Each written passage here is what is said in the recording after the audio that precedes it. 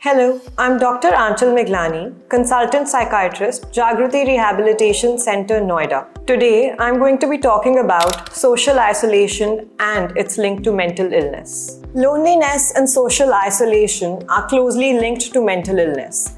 If we see the recent statistics, around 50% of the adult general population at some point in their lives feels lonely.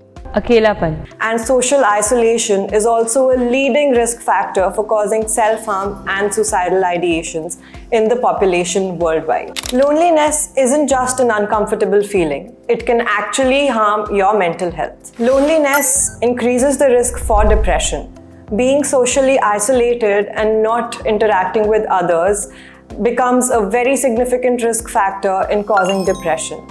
It not only causes depression, extreme forms can also lead to significant harm to self by causing suicidal ideations and risk of suicide in an individual who is isolated. With depression comes the feeling of being sad and feeling hopeless, and hopelessness in itself is a leading cause of suicide worldwide. Social isolation can trigger anxiety. Incessant feeling of worry or the constant feeling of being on the edge is also triggered by social isolation. Lack of social interaction heightens the feeling of fear and nervousness, whereas being with someone and sharing our thoughts, feelings, and emotions with the other person can help us produce a feeling of being calm or serene.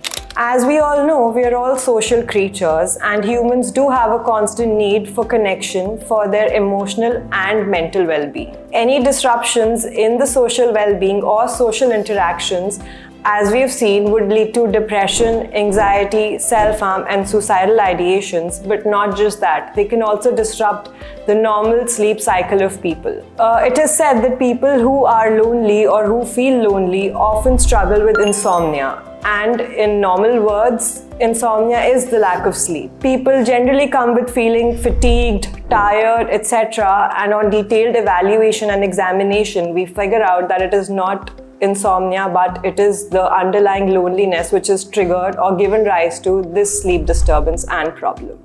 Inadequate sleep further leads to reduced physical health. And as we know, feeling fatigued, feeling tired at all points of times due to sleep disturbances would also have an impact on the physical health and well-being of the individual. With physical inactivity due to loneliness comes the risk of other health diseases and problems, like increased risk for cardiovascular disorders, increased risk for addiction.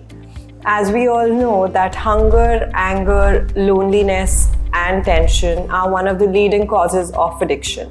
Staying alone, being alone with nothing to do. Let's have a bottle of alcohol or let's have a drink together, which just increases the addiction cycle and the addiction potential of a healthy individual. Being lonely not only exacerbates such disorders, but it also exacerbates negative thinking. And the person goes into a loop of constant negative thinking. And the loneliness keeps on adding as a fuel to this negative thought pattern. What can we do now? As loneliness is one of the leading risk factors for depression, anxiety, addiction, and self-harm. We can just start by small interactions with our friends, neighbors, family, etc. A small hello, hope you're doing good, may go a long way. So let's start reaching out to people who we know and let's start rebuilding our connections with them. Thank you.